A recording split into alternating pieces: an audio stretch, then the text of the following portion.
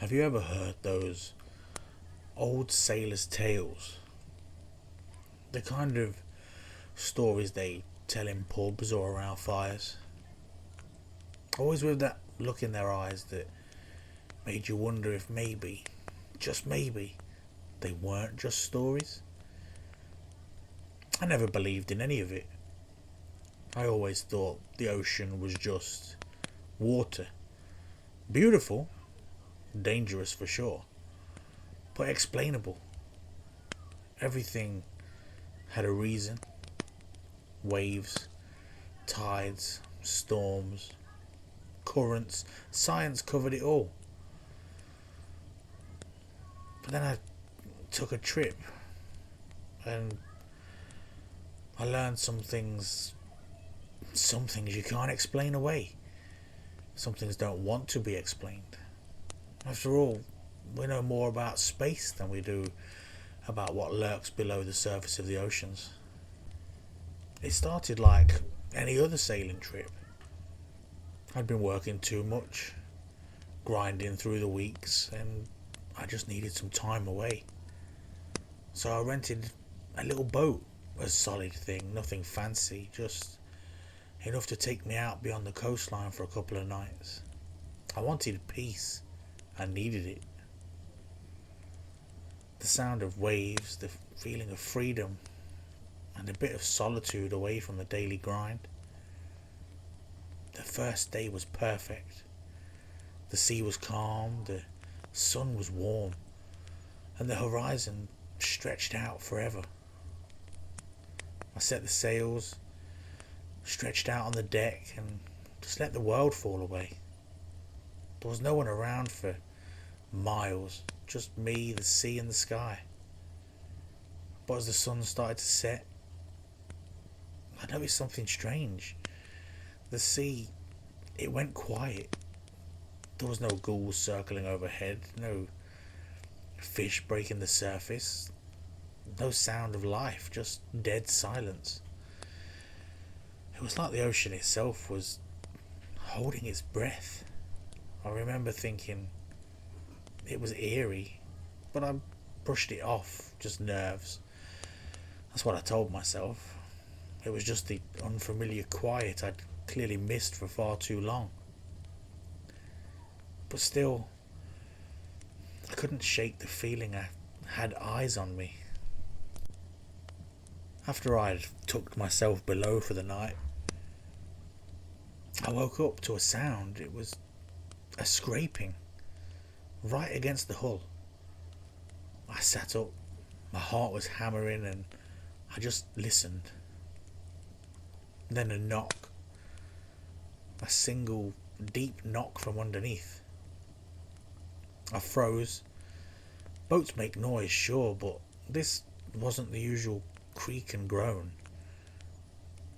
It felt deliberate, like something down there wanted me to know it was there.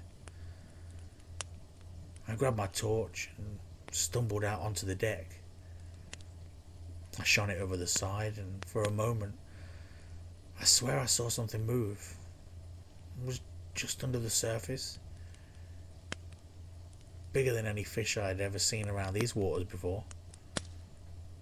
It glided silently, smooth and quick. By the time my brain caught up, it was gone. I told myself it was driftwood. Maybe I was just half asleep. But deep down, that knot in my stomach knew better. The next morning, the sea was calm again, but I still had that feeling I was being watched. I kept glancing over the sides, half expecting to see something watching me back. Then I started to notice small things, like the rope I had swore I left coiled nice and neatly was unravelled, dragging toward the edge of the boat. My bucket wasn't where I left it. At one point, I saw a ripple, not from the wind, but from something moving. Then I saw something far off, maybe 50 feet away. Something broke the surface. At first I thought it was a swimmer, a head rising out of the water, but I was too far out. It vanished as I blinked and reappeared closer this time.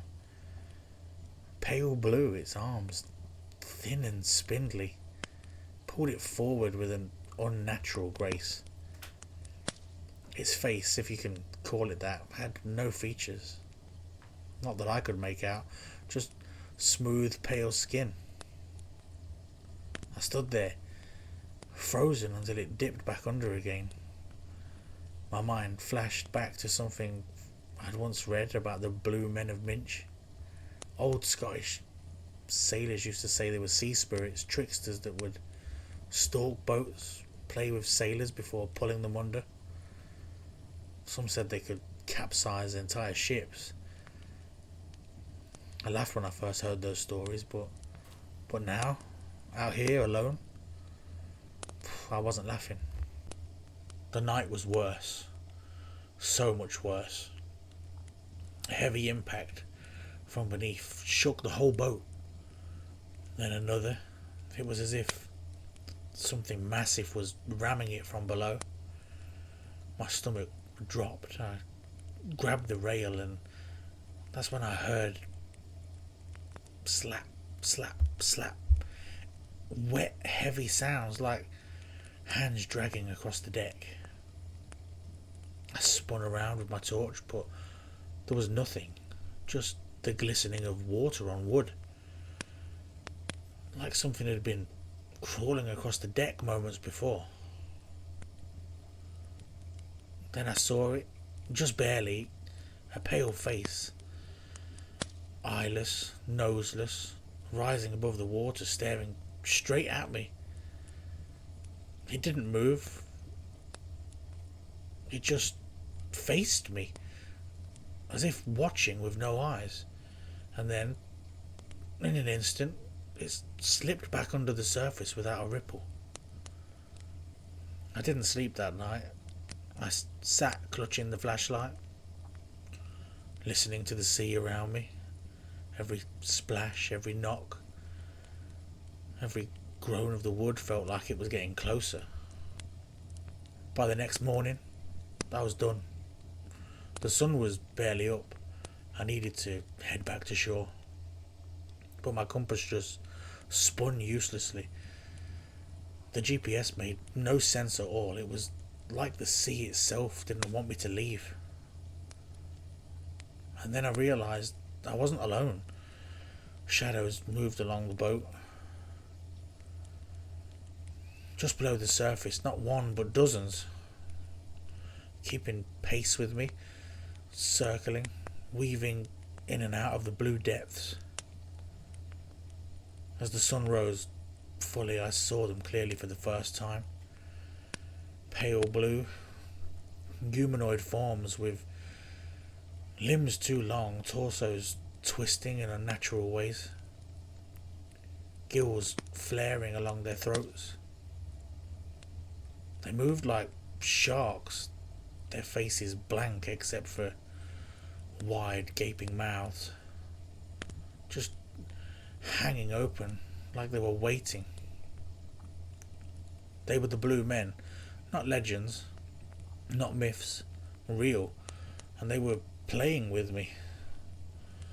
As the boat moved forward, they'd slam against the hull. Every time I looked one way, something scraped or slapped against the deck outside of my view. I realised they weren't trying to sink me, not yet. They were just toying with me, drawing it out, like cats with a mouse. I don't remember too much after that. It was just chaos. The boat was rocking violently as I tried in vain to get to shore. The water came pouring over the sides, and the sound of dozens of hands slapping against the wood filled the air. And then silence. When I came to, I was drifting near the shore. The boat was battered, half submerged, but somehow I was alive. People found me delirious, dehydrated, mumbling about blue-skinned men in the waves. They laughed, called it exhaustion, sunstroke, hallucinations. But I know what I saw. And I know they let me go. They could have dragged me under 100 times over, but they didn't. They wanted me to live, to tell the story. That could be part of it. Maybe the blue men want us to remember, to keep the fear alive, to remind us who really rules the sea. And every time I hear that uncertain quiet, every time I see the water as still as glass, I remember those faces in the waves, and I know they're still out there.